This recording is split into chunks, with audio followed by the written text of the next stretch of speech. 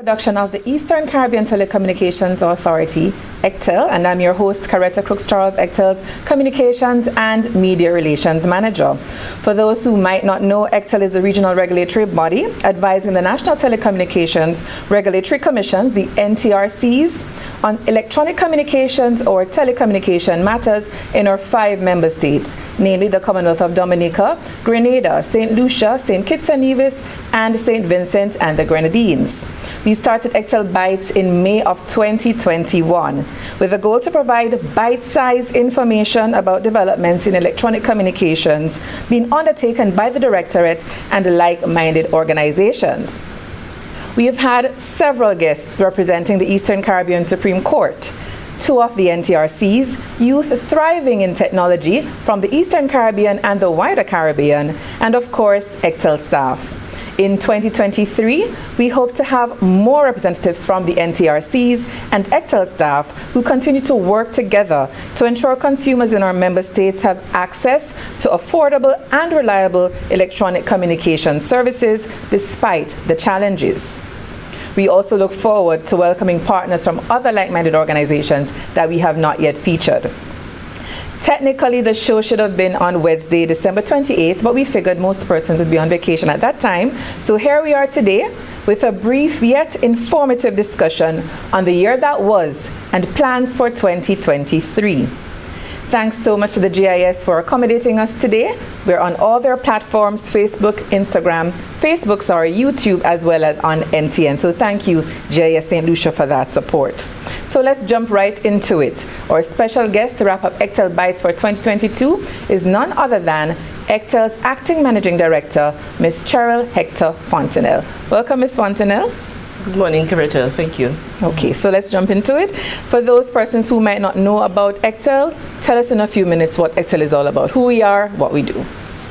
Yes, you gave a little bit in your introduction, so I will just add by saying we are a regional regulatory organization, and our purpose is really to provide advice on all matters electronic communications to the member states as you identified. And in particular, the purpose of ECTEL is really to ensure that we have a competitive environment in the telecommunications sector. It was formed at a time when the sector needed to be liberalized, meaning that you needed to have more than one operator. And so the purpose continues to be to ensure that the competitive environment remains. For the 5 member states, ECTEL is also charged with ensuring that there is a harmonized approach to regulating the electronic communications market, so that a service provider or indeed a customer in any one of the member states really feel that it doesn't matter which member state they're in, they get the same treatment in terms of how they are able to access electronic communications. And finally, our purpose to ensure that we have affordable access to all electronic communication services to our member states. And to do this, ECTEL has 3 components. We have the Council of Ministers, and the role of the Council is really to set the policy tone for the 5 ECTEL member states. We have a Board of Directors, and they are responsible for general oversight of the ECTEL system, and then the Directorate. And the main purpose of the Directorate is really to be the staff to provide the support and ensure that the day-to-day operations of ECTEL are in line with the treaty as outlined, as I indicated earlier. Okay, thanks for that overview, Ms. Fontenelle. I know there were some changes to the composition of the Council of Ministers and the Board of Directors. Tell us more about that. Who are some of the current members of the Board and Council? Yes, this year was very interesting for us. There are 5 ministers on the council, and this year we have 3 new ministers. So at the chair, in the position of chair, is Minister Camilo Gonzalez, who is representing St. Vincent and the Grenadines, and he assumed the chair in October of this year. Then for St. Lucia, we have Senior Minister Stevenson King, who is the immediate past chairperson of the council. And these are the ones who have been there before. And Minister King has only been there for 1 year. And this year we have 3 new ministers. For St. Kitts and Nevis, we have Minister Conris Maynard. For Grenada, we have Minister Dennis Cornwall. And as we know, the Commonwealth of Dominica just had elections, and we know that Miss Shakira Lockhart Hippolyte has been assigned the portfolio, has been assigned responsibility for telecommunications and broadcasting. Okay. So it was a very interesting year for us at the council. Not to be outdone, at the board level, we also had some changes. Our incoming chairperson is Ms. Shaniqua Carey Brown. She represents St. Kitts and Nevis, and she is new to the board. She also came in October and assumed the chair on her first meeting. For Dominica, we have Mr. Gregory Shillingford. Grenada, we have Mr. Edmund Burke. He also joined the board in October. For St. Lucia, we have Mr. Philip Dalsu, and for St. Vincent and the Grenadines, Mr. Mark Richardson. Okay. And is it the first time we're having a female board of director as the chair? This is the first time we have the chairperson of the board be a female. We have had females on the board before, but this is the first time that the chairperson of the board is female. Okay. Yeah, so. All right. So in December 2021, you gave us an overview of the major projects that ECTEL would like to undertake in 2022. How have these projects fared throughout the year, and what are the expected benefits to consumers when these projects are completed? Yes, thank you. 2022 was a very interesting year. We all know we started the year, unfortunately, still battling COVID, and thankfully, as we have ended the year, things are looking a lot better, at least certainly for us in the OECS. It was a challenging year, but we were able to accomplish some of our goals. In particular, we have been working with putting together all the regulations required for the new electronic communications bill, the EC bill that we have been talking about and we'll talk about later. And so we completed the work with regards to net neutrality. We prepared for the Council of Ministers consideration a zero rating order, which will form part of the suite of instruments that will govern net neutrality in the region. Importantly, we worked on mobile customer safeguards. We had a challenge, especially with customers dealing with overages, where if they had a plan, a prepaid plan, they would go ahead and find themselves in a scenario where sometimes when the plan was exhausted, they would be using minutes at a charge that they were not expecting. And so we have put mobile safeguards in place to allow that benefit to customers. We were able to prepare new fees for satellite services. Broadband is very important, and satellite is seen as another avenue by which we could have broadband access. And so fees for broadband, satellite broadband services have been recommended to the member states. And importantly, we launched our inaugural anniversary lecture, and we had Dr. James Fletcher be the first speaker, and that was very well received. We believe it was very successful, and we expect to continue that going forward. And we also continued work with quality of service, another area that is very difficult and vexing for customers. And we have done a significant work in developing the regulations. And we still have some work to do on that one, but we have moved the needle forward in developing regulations for quality of service, and that will also be part of the suite of regulations that will accompany the EC bill in every member state. Okay, thanks, Ms. Fontenelle. We're going to take a quick break, but when we come back, we're going to talk more about quality of service and other important issues. So stay with us. Thank you.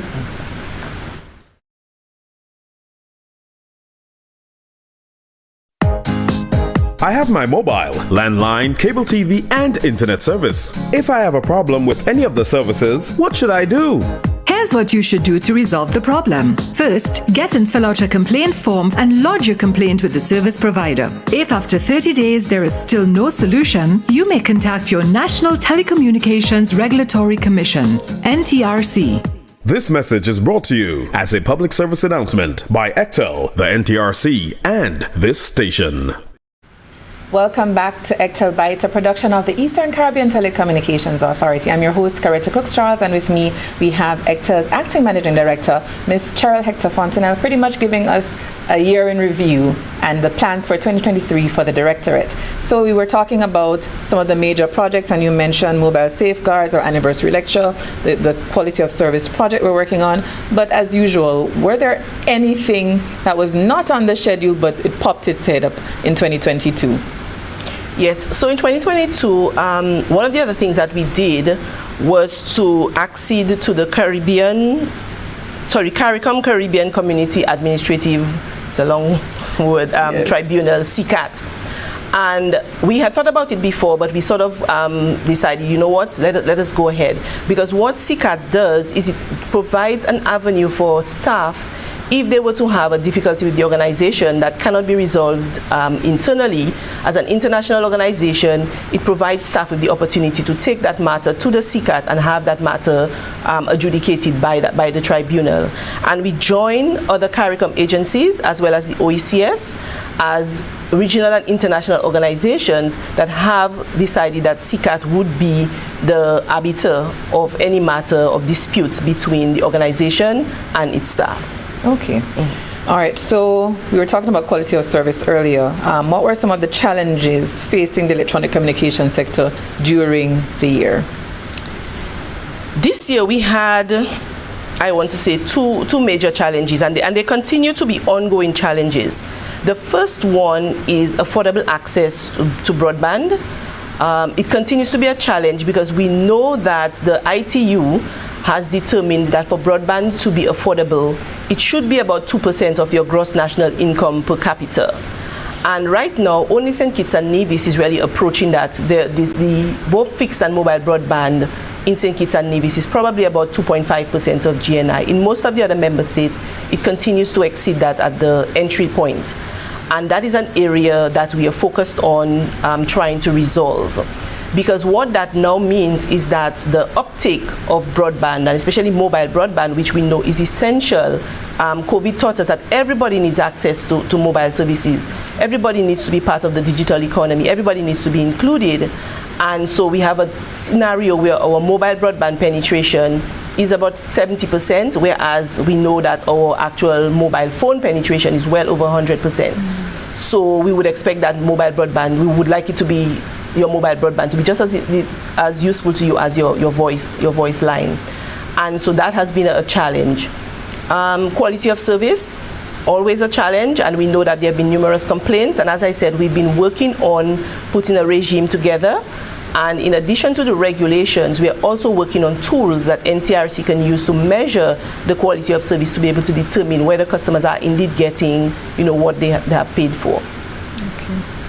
All right, so just recently, maybe a week or two ago, I got a call from a very irate mobile consumer with a complaint about their mobile plan. I'm sure that other ECTEL staff would have received similar complaints. Briefly explain how customers should deal with a complaint, Ms. Fontenelle.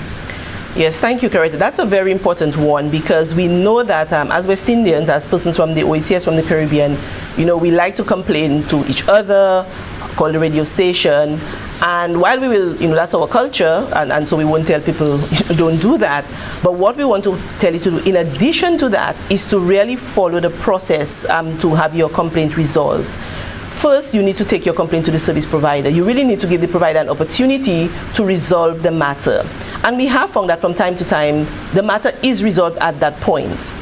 If, however, there is not an opportunity for that to be resolved, the service provider and the customer cannot sort of come to some amicable solution, your National Telecommunications Regulatory Commission, the NTRC, in each of the ECTEL member states, is there and available to assist. So then your next port of call would be to call the NTRC or visit them and inform them of the situation, and they are ready, willing, and able to provide the support to assist all customers with resolving complaints.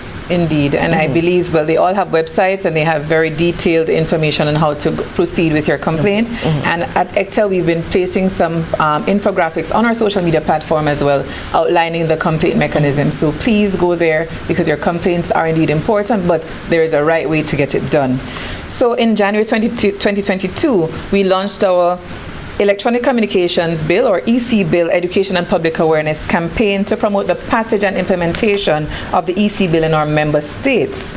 Apart from providing for more affordable access to electronic communications, services and provisions for all, and for the efficient resolutions of complaints and disputes with retail customers, what other practical benefits can consumers expect when the EC Bill is fully enforced? Yes, the EC Bill is really meant to be much more consumer-focused than our current Telecommunications Act. I like to say in the entire Telecommunications Act, I don't even think the word customer is really featured. It was very service provider sort of focused, trying to open up the market to service providers. So what we have done is we have done a pivot to have the bill focus on consumer protection. So there will be a whole set of regulations that will guide consumers, including the terms and conditions of service. What would be reasonable terms and conditions of service? And as you mentioned, there would be a set of regulations that would also govern retail tariff pricing, as well as wholesale pricing. For example, having access to submarine cable capacity to ensure that broadband becomes more affordable for customers on the ground. Another area is in dealing with customer complaints. The bill will also allow for a tribunal, so a more formal process for customers who have complaints. As we said, this will still go through the NTRCs, but then you will also have independent parties who can listen to the complaints and sort of adjudicate and provide that support to customers. We also have new rules with regards to anti-competitive behavior. As I indicated at the beginning, one of the purposes of ECTEL is to have a competitive market environment.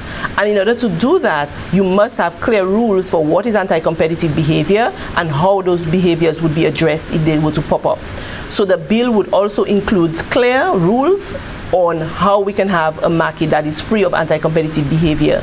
And that certainly would be to the benefit of customers. Okay, all right. I know last year, at the time of our interview in December, we already had one country that had passed the EC Act. Give us an update. Has any other country passed the Act? Yes, so yes, as you indicated, St. Kitts has already passed the EC Act. Although it's not yet enforced, there's still a few more things to do before it becomes, enforceable and working for the customers.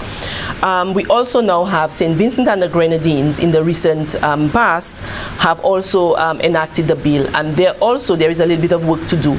So we have 2 down, 3 to go, and we are working with the 3 member states, so that is Dominica, Grenada, and St. Lucia, on getting the bill to a point where it is ready to be taken to Parliament, become an act, and then there is still a little bit of work, as we say, before it becomes the law of the land. And so we are hoping that in 2023 we will continue on the road that we are, and if we are sitting here next year at this time, we can say, you know what, the bill is the law of the land in all member states, and customers are reaping the benefits of having the electronic communications bill be law.